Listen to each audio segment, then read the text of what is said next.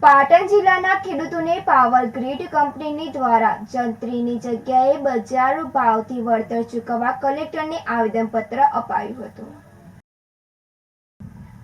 પાટણ જિલ્લાના ખેડૂતોએ સોમવારે પાટણના ધારાસભ્ય ડોક્ટર કિરીટભાઈ પટેલ અને ચાણસ્માના ધારાસભ્ય દિનેશજી ઠાકોરને સાથે રાખી પાવર ગ્રીડ કોર્પોરેટર આરઈ દ્વારા 765 કેવી double circuit Banaskantha Ahmedabad transmission લાઇનના નિર્માણ કાર્યની બાબતમાં જંત્રીની જગ્યાએ હાલના બજાર ભાવથી વળતર ચૂકવવા સહિત વિવિધ પ્રશ્નને લઈને કલેક્ટરને આવેદનપત્ર આપી ઉગ્ર રજૂઆત કરવામાં આવી હતી અને આ મામલે ખેડૂતોને યોગ્ય વળતર નહીં ચૂકવાય તો ગાંધીનગર ખાતે ગાંધી ચિંધ્યા માર્ગે આંદોલન કરવામાં આવશે તેવી ચીમકી આપવામાં આવી હતી।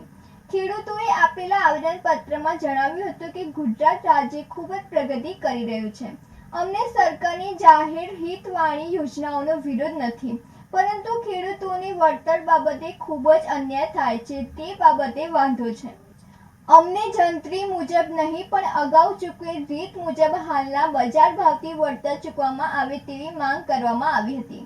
અગાઉ જે રીતે ટ્રાન્સમિશન લાઇનમાં 2017માં લાઇનનો હેતુ વાણિજ્યિક ગણી બજાર ભાવથી વળતર ચૂકવવામાં આવેલું હતું તે પદ્ધતિએ ગણતરી કરી હાલ 2024માં જે બજાર ભાવથી વળતર થતું હોય તે ચૂકવવા માટે સુધારા હુકમ કરવામાં આવે।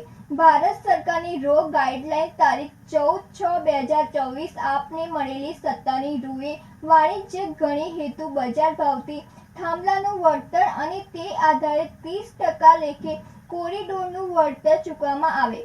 ગુજરાતના કચ્છ, બનાસકાંઠા, મોરબી, પાટણ વગેરે જિલ્લામાં અગાઉ બજાર કિંમતથી વળતર ચૂકવણી કરેલ છે, જ્યારે અત્યારે તારીખ 1/3/2024 નવી ગાઈડલાઇન્સમાં વળતરમાં 200%નો વધારો કરવા છતાં અગાઉના વર્ષમાં ચૂકવેલ વળતર કરતાં હાલનું વળતર આશરે 300% ઓછું કેમ તેનો અમને સખત વિરોધ છે। અગાઉ પણ પાટણ જિલ્લાના ખેડૂતો દ્વારા આ અન્યાયને લઈ 3 વખત આવેદન આપેલું છે, જેનું આજ દિવસ સુધી કોઈ પરિણામ મળેલ નથી।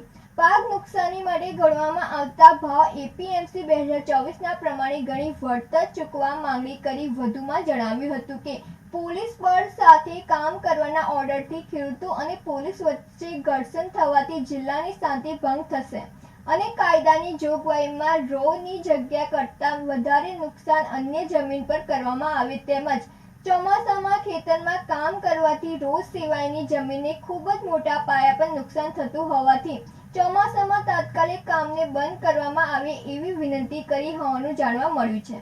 ખેડૂતોના સમર્થનમાં પાટણ કલેક્ટર કચેરી ખાતે ઉપસ્થિત રહેલા પાટણના ધારાસભ્ય ડોક્ટર કિરીટભાઈ પટેલ અને ચાણસ્માના ધારાસભ્ય દિનેશજી ઠાકોરે ખેડૂતોને જણાવ્યું હતું કે તમારી આ ન્યાયની લડતમાં અમે તમારી સાથે છીએ અને જો કોઈ પણ પોલીસ અધિકારી કે કંપનીના માણસો તમારા ખેતરમાં તમારી સંમતિ વિના વીજ થાંભલા ઊભા કરે તો તે થાંભલા ઉખેડી ફેંકવા તેઓએ જણાવ્યું હતું। ભરત સથવારા સાથે નંદિની જોશી, સિટી ન્યૂઝ પાટણ। આજે ગ્રીડ કોર્પોરેશન એક પ્રાઇવેટ કંપની દ્વારા ઉત્તર ગુજરાતના ખેડૂતોના ખેતરની અંદર વીજ થાંભલા ઊભા કરવામાં આવે છે। આ વિસ્તારના ખેડૂતોની માંગ છે કે જે રીતે રાજ્યની અંદર એક જ પોલિસી હોવી જોઈએ, આજ મહિનામાં મોરબીની અંદર જે વળતર ચૂકવાયું એ વળતર પાટણની અંદર પણ ચૂકવવું જોઈએ। પોલીસનો દુરુપયોગ કરી અને ખેડૂતોને હેરાન કરવામાં આવે છે। જે સરકારની ગાઈડલાઈન છે ફાઉન્ડેશન ભરાય તો 40% વળતર ચૂકવવું, એ વળતર પણ ચૂકવવામાં આવતું નથી। હજી તમામ ખેડૂતો અહીં આવ્યા છે, અમે ખેડૂતોની સાથે છે અને અમે ખેડૂતોને અને મીડિયા સમક્ષ કહીએ છીએ કે ખેડૂતોએ મજબૂત થવું પડશે। ખેડૂતોએ જગતનો તાજ છે અને ભીખ માંગવાનું બંધ કરી દેવું પડશે, થાંભલા તોડી નાખવા પડશે। જેસીબી હોય, રાતે હું કહું છું ખેડૂતોને મીડિયાની સામે કે જો એમને વળતર ચૂકવ્યા સિવાય કોઈ પણ પોલીસ અધિકારી કે કંપનીના માણસ અંદર પહોંચે તો એ થાંભલા ઊભા કરે, થાંભલા તોડી નાખો। તમારો અધિકાર છે, તમારી જમીન બચાવવી હોય તો તમારે મજબૂત થવું પડશે।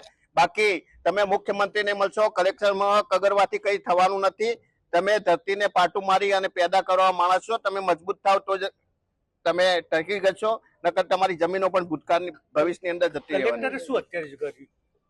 કલેક્ટર તો શું કે કલેક્ટરની તો જે પ્રમાણે ગાઈડલાઈન છે અને સરકારનો પરિપત્ર છે એ પ્રમાણે પણ હું પણ અભ્યાસ કરવાનો છું અને હું કાલે મુખ્યમંત્રી અને ઉર્જા મંત્રીને આમના ખેડૂતોના 2-4 પ્રતિનિધિ લઈને મળીશ કે પોલિસી જુદી જુદી કઈ રીતે હોઈ શકે.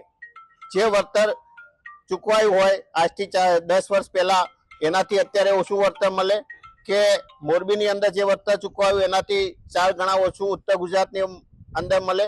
આ બાબત યોગ્ય નથી. અમે અભ્યાસ કરી અને મુખ્યમંત્રી અને ઉર્જા મંત્રીને ખેડૂતોના 2 પ્રતિનિધિને સાથે રાખીને મળીશું. રાધનપુર ખાતે શહેર કોંગ્રેસ અને મહિલા કોંગ્રેસ દ્વારા સહી ઝુંબેશ હાથ ધરવામાં આવી. મારો જિલ્લો રાધનપુર જિલ્લો નવો જિલ્લો બનાવવાની માંગણી કરવામાં આવી હતી. પાટણ જિલ્લાના રાધનપુર ખાતે રાધનપુર શહેર કોંગ્રેસ અને મહિલા કોંગ્રેસ દ્વારા સહી ઝુંબેશ હાથ ધરવામાં આવ્યો છે. રાધનપુર શહેરના લોકોના વિચારો રજૂ કરવામાં આવ્યા છે. મારો જિલ્લો રાધનપુર જિલ્લો નવો જિલ્લો બનાવવાની માંગ સાથે આજ રાધનપુર શહેર કોંગ્રેસ પ્રમુખ ડોક્ટર વિષ્ણુદાન ઝુલા, પાટણ જિલ્લા મહિલા કોંગ્રેસ પ્રમુખ જયાબેન સોની, રાધનપુર શહેર મહિલા કોંગ્રેસ પ્રમુખ જ્યોતિબેન જોશી અને અન્ય કોંગ્રેસના કાર્યકર્તાઓની ઉપસ્થિતિની અંદર રાધનપુર ખાતે સહી ઝુંબેશ હાથ ધરવામાં આવ્યો છે. જેમાં નવો જિલ્લો મારો જિલ્લો રાધનપુર જિલ્લો બનાવવાની માંગણી સાથે આજ રોજ કોંગ્રેસ દ્વારા રાધનપુર શહેરી વિસ્તારના લોકોની સહીઓ લેવામાં આવી હતી. લોકોની અંદર રાધનપુર જિલ્લો બને તેવી લાગણી અને માંગણી ઉઠવા પામી છે. ભરત સથવારા સાથે નંદિની જોશી, સિટી ન્યૂઝ રાધનપુર. રાધનપુરને જિલ્લો બનાવવા માટે મારો જિલ્લો રાધનપુર જિલ્લો આ સૂત્ર સાથે રાધનપુર વિસ્તારની પ્રજા રાધનપુર જિલ્લો બને તે માટે સહી ઝુંબેશ કરી રહી છે. હમણાં ગયા અઠવાડિયે વર્તમાનપત્રમાં રાજ્ય સરકારે એવી જાહેરાત કરી હતી કે 4 નવા જિલ્લા બનાવવા છે. એમાં રાધનપુરનું પણ નામ હતું. વર્ષો જૂની માગણી હતી આ વિસ્તારની.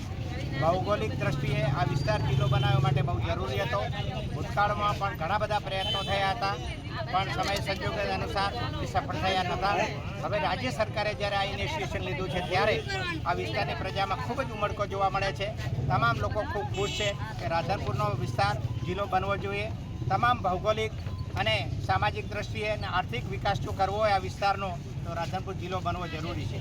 આ વિસ્તારના હજારો યુવાનો બેરોજગાર છે ત્યારે એમને રોજી માટે બહાર જવું પડે છે. જો રાધનપુર જિલ્લો બને તો આ વિસ્તારને આવા યુવાનોને અહીંયા રોજગાર મળે, ઘણો બધો વિકાસ થાય, જમીનમાં વિકાસ થાય, ખેડૂતોનો વિકાસ થાય અને સરહદી જિલ્લો હોવાને કારણે આ વિસ્તારમાં વિશેષ ગ્રાન્ટ આવવાને કારણે આ વિસ્તારનું સંરક્ષણની દ્રષ્ટિએ પણ ખૂબ જ મહત્ત્વ છે.